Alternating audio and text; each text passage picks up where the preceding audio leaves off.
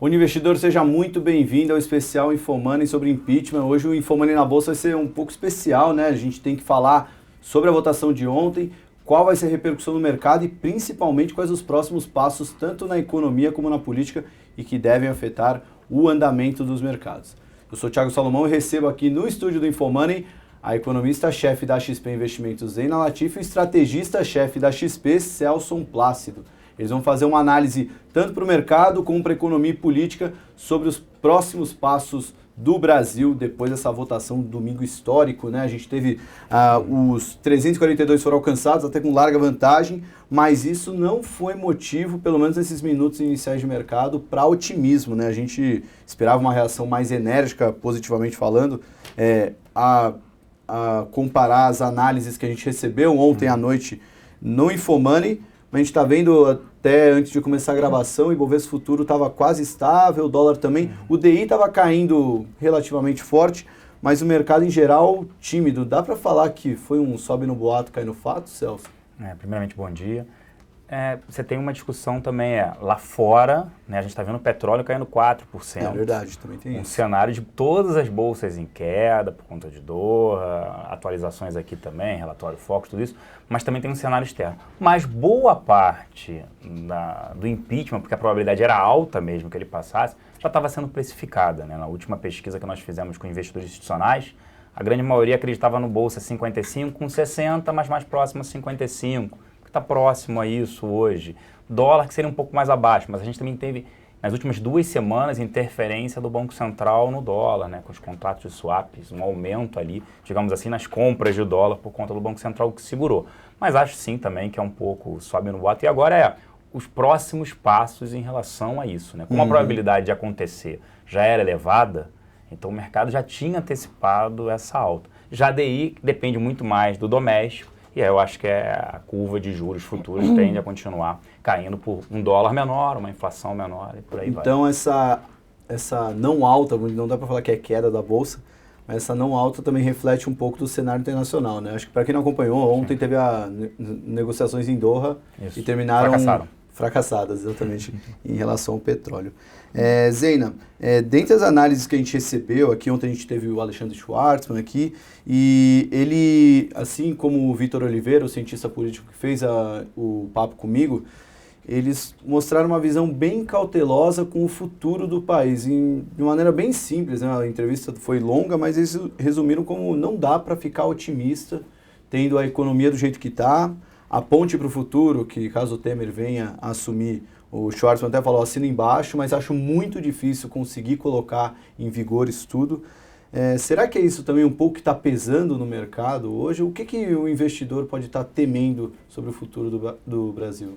Olha, eu vou separar um pouco questões bem curto prazo dessas questões um pouco mais, que vão, né, ficar mais claras mais adiante. Neste curtíssimo prazo, se eu tiver que chutar, o placar ontem foi muito favorável ao impeachment, né? Muito acima dos 342 necessários. Mas também não foi aquele placar que chegou até a oposição colocar que poderia chegar até 380. Quer dizer, o fato de ter sido um bom placar, mas dentro do esperado, isso também tira um pouco alguma correção adicional de preços, né? Algum avanço adicional dos preços. A outra coisa que eu acho é que, ainda que já sabido, o fato de você ir lá, o investidor, enfim, tá olhando a repercussão da decisão e ver um PT combativo, vamos até o fim, ameaçando judicializar, ameaçando agitar as ruas, isso também eu acho que causa apreensão.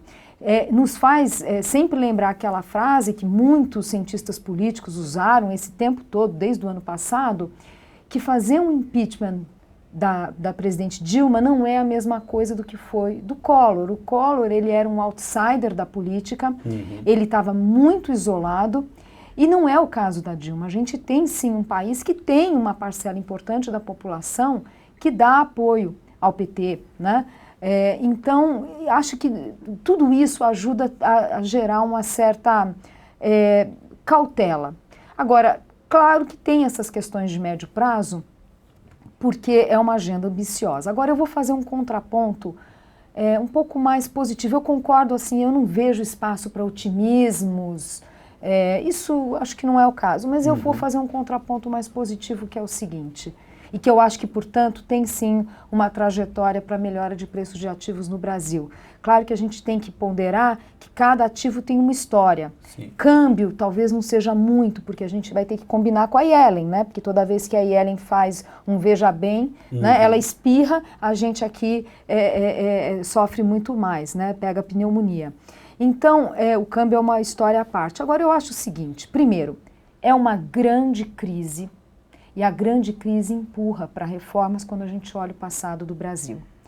É uma grande crise que, se em 2015 não estava clara, a gente tinha lá o Joaquim Levy falando, olha, temos que fazer ajuste fiscal, e as pessoas não entendiam muito bem, porque afinal a gente tinha uma taxa de desemprego nas mínimas históricas, hoje não. Então a gente tem uma grande crise que é reconhecida pela sociedade, a sociedade vê que tem coisa errada, taxa de desemprego aumentando porque tem demissão, não é porque tem pouca geração de vagas, as empresas num clima de quebradeira, então é assustador o ambiente e a sociedade entendendo que tem alguma coisa errada. A classe política também entendendo, porque uma coisa que me chamava a atenção nas idas a Brasília, em todas as conversas que hoje eu, economista, sou obrigada a cobrir política também, era impressionante como a classe política não entendia a gravidade da crise. E talvez uma boa parcela ainda não entenda. Mas o fato é que hoje tem uma maior compreensão. Então, por este aspecto, eu tenho uma visão mais positiva. Desculpa avançar um pouquinho, o que eu acho que a gente tem que monitorar daqui para frente é menos qual vai ser a capacidade de mobilização do PT nesses dias agora, sem dúvida, porque podem determinar o ritmo da tramitação do processo no Senado, mas olhando adiante hoje, eu acho que o que é mais delicado, que o investidor tem que olhar, né, é qual vai ser a capacidade do Michel Temer de montar uma coalizão que dê apoio a uma agenda mínima para que tire o país realmente dessa armadilha que a gente está, e que esta coalizão, obviamente, devidamente representada no Ministério, que seja um Ministério de qualidade. Então, a meu ver, esse é o maior desafio, porque a gente tem um Congresso ali fragmentado, com interesses de todos os lados, com um viés populista, né, que tem uma dificuldade de dialogar, de falar para a sociedade a necessidade da reforma dura. Então, eu acho que esse é o grande desafio. Agora é isso, a gente tem uma grande crise. Eu acho que mesmo que a gente não tenha tremendos avanços, hoje no Brasil, interromper a sangria já vai ser um avanço importante. Quer dizer, é garantir, né, sem querer fazer trocadilho com o Ponte para o Futuro, mas é garantir a ponte até 2018. O país precisa voltar para a normalidade. Não dá para a gente continuar nessa sangria que a gente está hoje.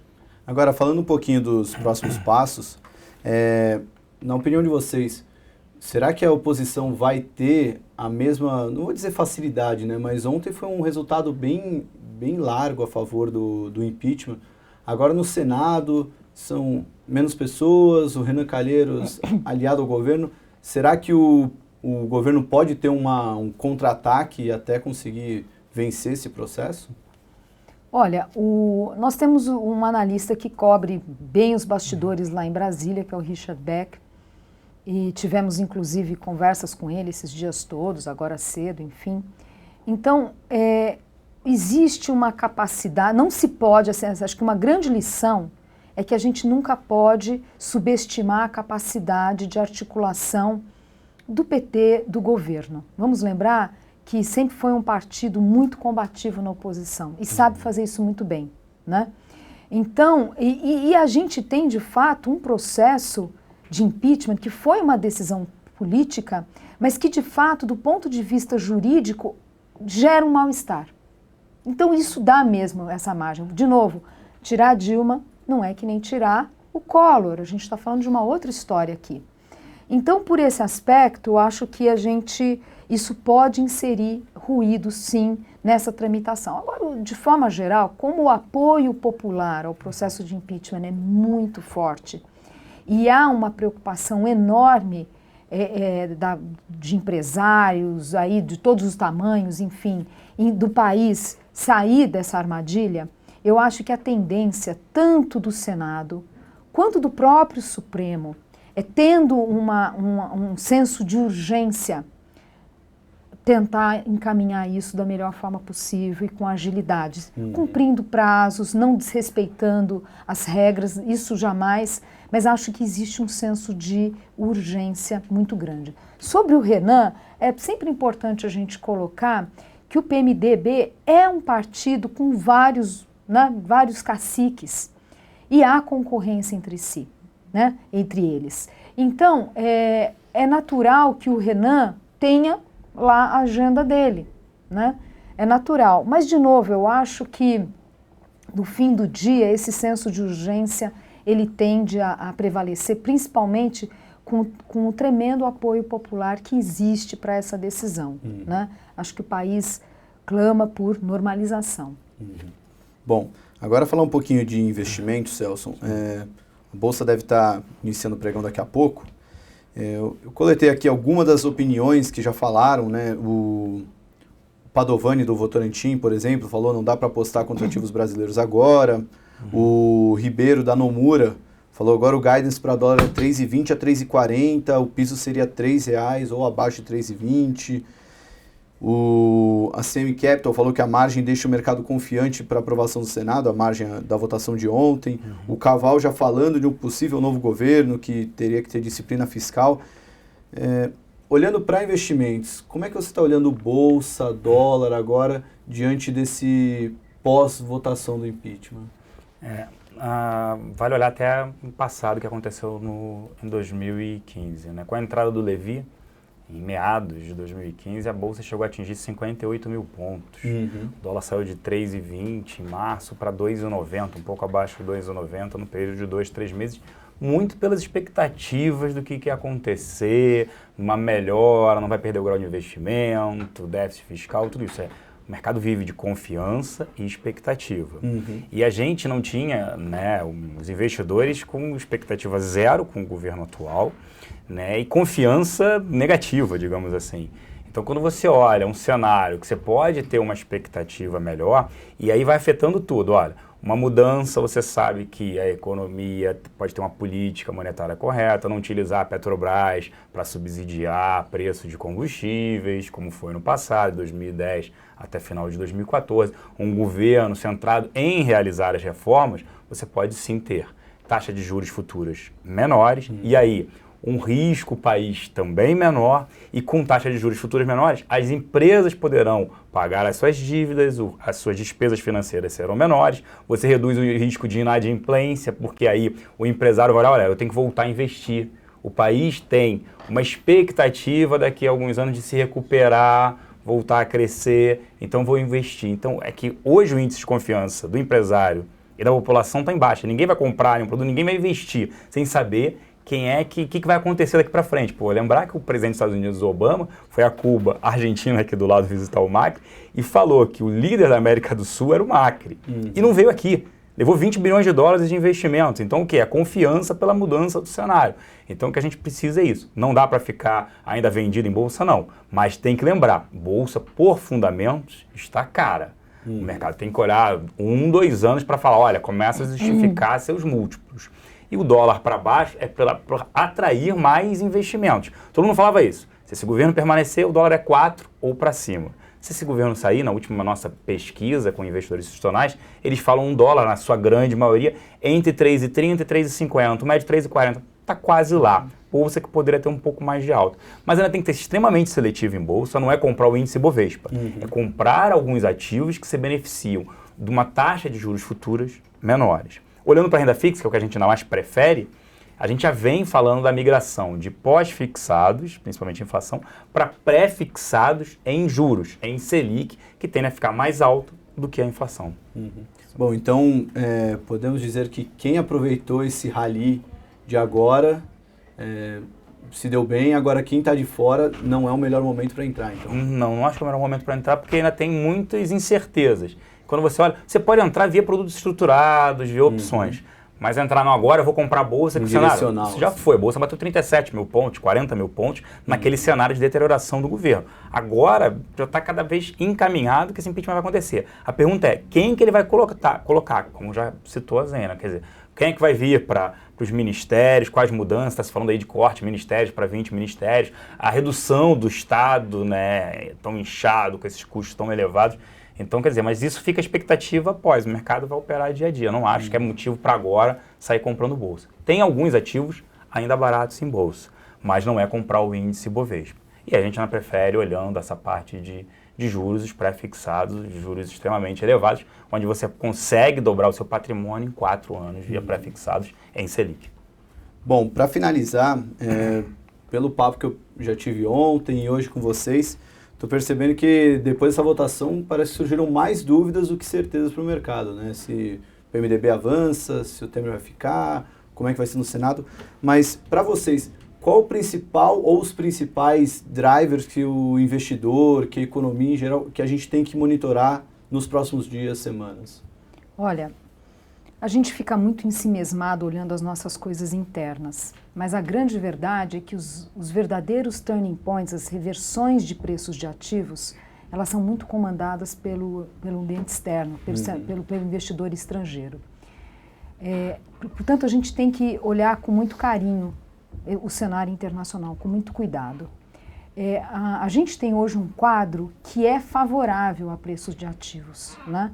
A gente tem um ambiente que no passado o mercado chamava de Goldilocks, em que você tem o mundo desacelera, mas não tanto assim a ponto de gerar preocupações, de recessão. Quando ganha ímpeto também não é a ponto de gerar medo de bolhas. Enfim, esse Goldilocks é o morno, né? E esse morno, ele tem sido muito favorável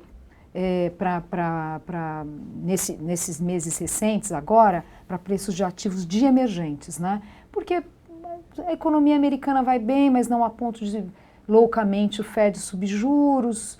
Então é esse tal do Goldilocks. Isso precisa ser olhado porque a gente não sabe quanto tempo isso pode durar. Então, muita atenção ao cenário internacional, porque na hora que o estrangeiro resolver vir para o Brasil ou não, isso muda muito o preço de ativo. Eles são geralmente os líderes aí dessas mudanças de humor. Essa é a primeira colocação. Nas questões internas aqui, acho que tem etapas. Por exemplo, a gente fala muito de time econômico. Para que um governo Temer confirmado, né, ainda ele é hipotético, para que o governo Temer consiga atrair talentos para o time econômico, essas pessoas vão olhar a seriedade do governo, o quanto existe um compromisso com a agenda mesmo de ajuste, de reformas estruturais. Ninguém vai lá emprestar sua credibilidade se não perceber que de fato é um governo com solidez, né? Então, o time econômico vai dizer muito da qualidade do governo que vem adiante. Então, a gente tem que olhar com carinho essa questão. É importante lembrar que quando o Joaquim Levy aceitou o desafio de ser ministro da Fazenda, isso foi um alerta para a classe, vamos dizer assim, né, para a elite ali dos economistas. Por quê? Porque ele foi, sem ter uma carta branca da Dilma, sem ter um plano de governo. Ele era ministro isoladamente falando da necessidade de ajuste fiscal. E não deu certo, ele ficou 1 ano no cargo. Então, por isso que é importante que o ministro da Fazenda, ele enxergue de fato um plano de governo e que ele não vá ficar vulnerável a fogo amigo. Pelo contrário, vai ter um governo que vai no Congresso negociar, não precisa um ministro fazer esse corpo a corpo, porque é de fato uma agenda sólida. Tudo bem, pode ser que a agenda não consiga ser tão ambiciosa, os tempos são difíceis, mas tem que ter um mínimo ali para tirar o país da armadilha de recessão e inflação alta. Tem algum ponto para complementar, de algum driver para ficar de olho no mercado, Celso? Olhar muito mais, infelizmente, a curto prazo, né? Não dá para fazer. Olhar médio e longo prazo é extremamente complexo, né? Não só porque daqui a 2 anos nós teremos eleições e tem que ser um governo agora de transição, de coalizão. Ajuda, a votação obviamente ajudou ontem, mas é olhar muito mais o curto prazo do que médio e longo prazo, porque as incertezas permanecem aí para as eleições em 2018. A gente está falando de 2 anos, basicamente. Então é um cenário ainda bastante complicado. E, infelizmente, né, a gente gostaria aqui de estar lidando muito mais com o econômico, olhando o macro, analisando para o micro, o que a gente recomenda? Infelizmente, o político é que está dando o tom. Isso é uma regra do mercado, né? Quando o risco político afeta o preço dos ativos muito mais que a economia, né? Mostra que fica muito difícil fazer qualquer investimento de longo prazo. Incertezas. Bom, gostaria de agradecer a participação do Celso, da Zena. Espero que vocês tenham gostado do programa. Agora o mercado já deve estar iniciando. Tenham todos uma boa semana de investimentos e a gente se vê durante a programação do InfoMoney TV. Até mais!